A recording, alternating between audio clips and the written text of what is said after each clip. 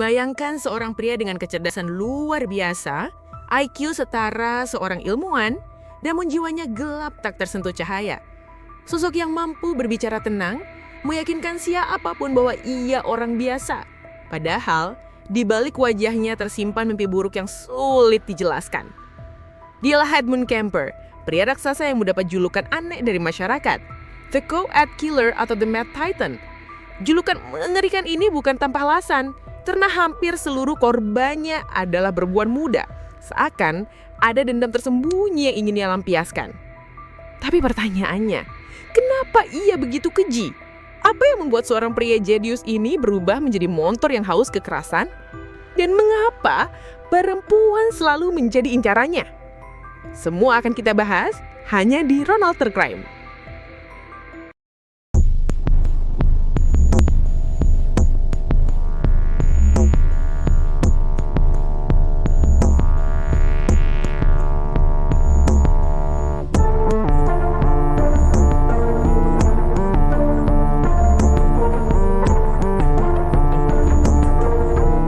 Edmund Kemper lahir pada 18 Desember 1948. Ia adalah anak bungsu dari pasangan Edmund Emil Kemper II, seorang veteran Perang Dunia II yang kemudian bekerja sebagai teknisi uji coba senjata nuklir, dan Clarnell Stage, seorang ibu rumah tangga yang dikenal keras serta temperamen. Pada awal hidupnya, Edmund sempat terlihat seperti anak kecil pada umumnya, bermain, berimajinasi, dan mencoba menikmati masa kecil. Namun, kebahagiaan itu tidak berlangsung lama. Di usia 6 tahun, ia mulai menyaksikan pertengkaran hebat antara ayah dan ibunya. Dan yang lebih buruk, kemarahan ibunya sering dilampiaskan langsung kepadanya. Berbeda dengan kakak dan adik perempuannya yang mendapat perlakuan lebih ringan, Edmund justru setiap hari menerima hinaan. Ibunya kerap berkata bahwa Edmund tidak akan pernah dicintai oleh perempuan manapun dan bahkan menyamakannya dengan ayahnya yang dianggap gagal. Tidak hanya itu, Edmund sering dipaksa tidur di basement gelap tanpa cahaya, sebuah hukuman yang meninggalkan luka batin mendalam. Dari sinilah, sepertinya dendam dan amarah mulai tersimpan di dalam dirinya. Puncaknya terjadi saat Edmund berusia 9 tahun ketika kedua orang tuanya resmi bercerai. Sejak itu, perlakuan ibunya semakin kejam dan tidak manusiawi. Ia bukan hanya menjadi sasaran hinaan, tapi juga hidup dalam rumah yang penuh ketakutan. Ibunya mulai kecanduan alkohol, sementara Edmund perlahan melampilkan perilaku aneh. Ia sering menyiksa boneka, seolah-olah itu adalah musuhnya. Bahkan, menurut beberapa catatan, ia pernah membunuh kucing keluarga untuk memuaskan rasa penasaran kelam yang tumbuh di dalam dirinya. Masa kecil yang mestinya penuh kasih sayang bagi Edmund justru berubah menjadi neraka pribadi. Sebuah awal dari perjalanan gelap yang akan mengguncangkan dunia kriminal di Amerika. Tahun 1963, Edmund Kemper yang baru berusia 14 tahun dipindahkan oleh ibunya ke rumah kakek dan neneknya dari pihak ayahnya di sebuah daerah pedesaan bernama North Fork, California. Sebuah tempat tenang, dikelilingi hutan dan ladang luas, jauh dari hiruk-pikuk kota. Namun bagi Edmund, suasana damai itu tidak mampu meredakan luka batinnya. Sehari-hari, Edmund menjalani rutinitas remaja biasa, membaca, menghabiskan waktu di sekitar rumah, dan terkadang ikut mengurus kebun. Tapi kehidupannya di sana jauh dari bahagia. Maud Kemper, sang nenek, dikenal tegas, keras, bahkan sering meremehkan. Perlakuannya mengingatkan Edmund pada sosok ibunya, penuh kritik dan tak pernah memberi ruang untuk dirinya. Sedangkan kakeknya, Edmund Emil Kemper, lebih kalem dan pendiam, banyak menghabiskan waktu di luar rumah. Namun, ada luka yang jauh lebih dalam dari semua itu. Meski ia tinggal bersama keluarga ayahnya, sosok ayah kandungnya sama sekali tidak pernah hadir. Tidak ada kunjungan, tidak ada pelukan, tidak ada kata-kata penguat. Bagi Edmund muda, ini seperti pengkhianatan. Ia merasa ditolak, dibuang, dan benar-benar sendirian. Saat itulah jiwanya mulai retak dan perlahan amarah mentumbuh menjadi monster. Puncaknya terjadi pada 27 Agustus 1964. Pertengkaran hebat meledak antara Edmund dan neneknya di dapur rumah. Dalam ledakan emosi, ia mengambil senjata berburu milik kakeknya dan mengakhiri hidup sang nenek. Hanya beberapa menit kemudian, kakeknya yang baru pulang dari berbelanja disambut oleh cucunya yang ia besarkan. Takut kakeknya akan marah dan kecewa, Edmund kembali menarik pelatuk. Namun, ia mengejutkan. Edmund tidak melarikan diri. Dengan tenang, ia menelpon ibunya menceritakan apa yang telah terjadi. Atas saran ibunya, ia kemudian menghubungi polisi sendiri. Ketika para datang ke rumah pedesahan itu, mereka menemukan seorang remaja 15 tahun yang baru saja melakukan perbuatan mengerikan, namun menyerahkan dirinya tanpa perlawanan. Tahun 1964, setelah menghabisi nenek dan kakeknya, Edmund Kemper tidak kabur. Ia justru menyerahkan diri ke polisi dengan tenang. Seandainya itu terjadi di zaman sekarang, mungkin ia sudah dijatuhi hukuman seumur hidup, bahkan eksekusi mati. Tapi saat itu, hukum California belum sampai ke sana.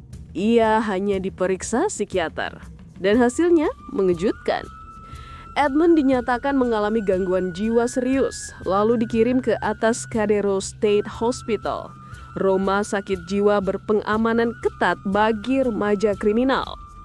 Di balik dinding rumah sakit itu, terbongkar fakta mencengangkan.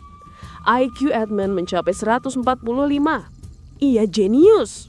Karena kecerdasannya, ia bahkan dipercaya membantu staf mengetik laporan psikologi pasien lain. Ironisnya, justru dari situlah ia mempelajari rahasia para kriminal berbahaya. Bahkan dia coba bergaul dengan para psikopat parah, dan di sini ia menyerap semua cara berpikir mereka, menyimpan fantasi gelap tentang kekerasan dan terutama cara memperdaya korban, terutama perempuan. Namun di hadapan dokter, Edmund tampil sempurna, ramah, sopan, patuh. Para psikiater yakin ia sembuh. Dan sepertinya para dokter ini ceroboh. Padahal di awal catatan medis kejiwaan mengatakan bahwa si Edmund Kemper ini sudah divonis mempunyai sifat yang sangat pintar manipulatif. Dan pada tahun 1969 datang keputusan blunder. Edmund Kemper dinyatakan pulih dan dibebaskan. Lebih gilanya lagi, ia dikirim kembali ke rumah ibunya yang hubungannya ibarat api yang dipaksa menyatu dengan air. Sejak saat itu, monster yang selama ini tertidur perlahan bangkit. Semua pelajaran manipulasi, semua amarah, dan semua fantasi yang ia pelajari dari para psikopat di sana bakalan diterapkan. Pemerintah Amerika baru saja melepaskan serigala lapar tepat ke tengah kawanan domba. Dan sepertinya bakalan terjadi hal yang mengerikan. Kepulangan Edmund Kemper ke rumah ibunya bukanlah lembaran hidup yang baru, melainkan mimpi buruk yang lama kembali datang. Setelah kasus membunuh kakek neneknya, ia disambut oleh seorang ibu yang tak henti menghina dan merendahkannya. Ibunya, Clarnell, makin tenggelam dalam alkohol. Dalam mabuknya, ia terus menyebut Edmund sebagai anak gagal, bahkan membandingkannya dengan mahasiswa lain yang lebih pintar dan sukses. Dan di situ kebencian dalam diri Kemper tumbuh semakin liar dan ia mulai yakin hanya kekerasan yang bisa menyelesaikan semuanya.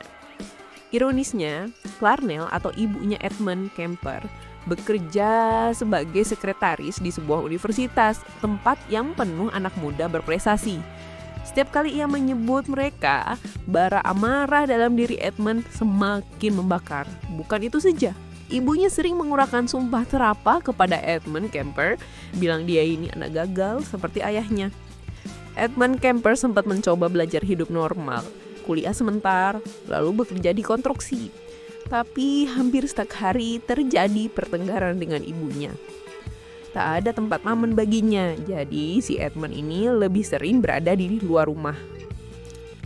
Di sanalah ia menemukan hal baru, hitchhiking mahasiswi yang pulang malam menumpang mobil asing. Bagi mereka itu simbol kebebasan, karena di zaman 1970-an lagi tren namanya kebebasan. Tapi bagi Kemper itu peluang. Ia mulai berfantasi, menculik, mengendalikan, memiliki korban sepenuhnya. Karena dia sangat menginginkan hal ini akibat fantasi liarnya yang tak terbendung. Untuk melatih dirinya, ia bahkan sering benar-benar memberi tumpangan kepada para mahasiswi. Itu bukan kebaikan, melainkan latihan sebelum hari yang ditunggu tiba. Dan untuk memastikan rencananya berhasil, Edmund memodifikasi mobil pribadinya. Ia melepaskan dang pintu bagian dalam, membuat siapapun yang masuk tak pernah bisa keluar lagi. Dari sinilah sisi monster Edmund Kemper benar-benar lahir di saat itu juga.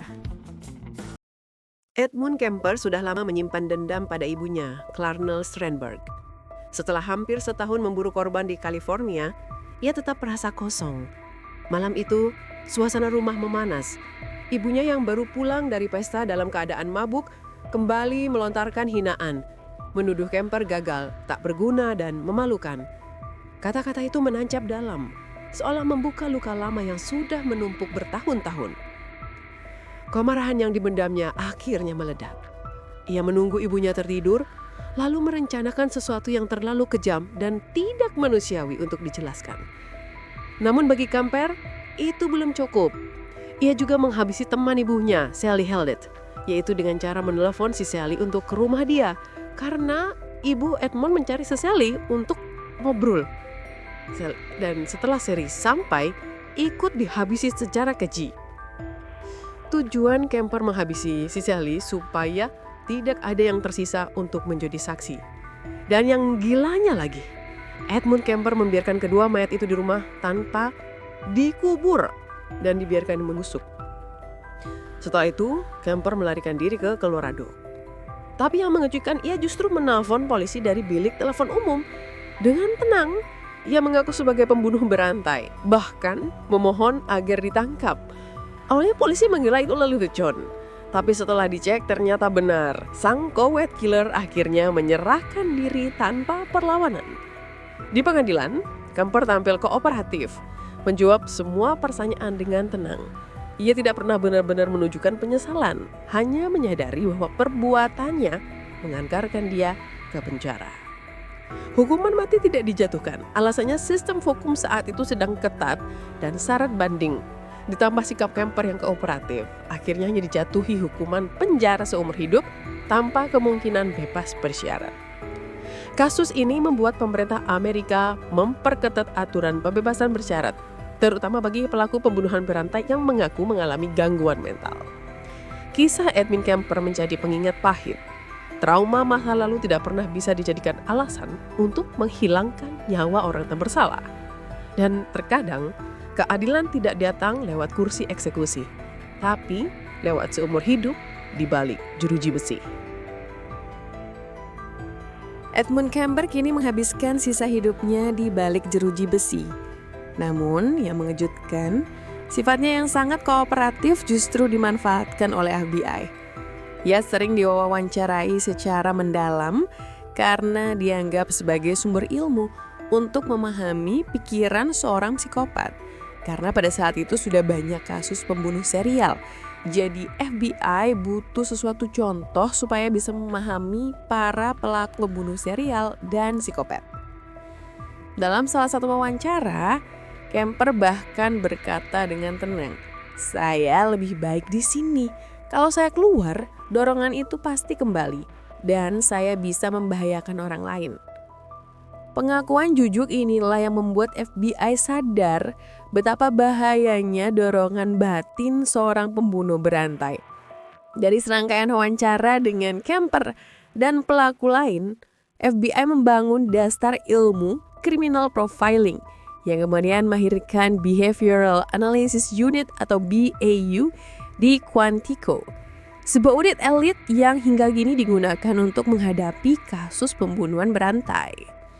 Di penjara, Kemper mengisi waktunya dengan membaca, menulis, bahkan menjadi narator buku audio untuk anak-anak buta.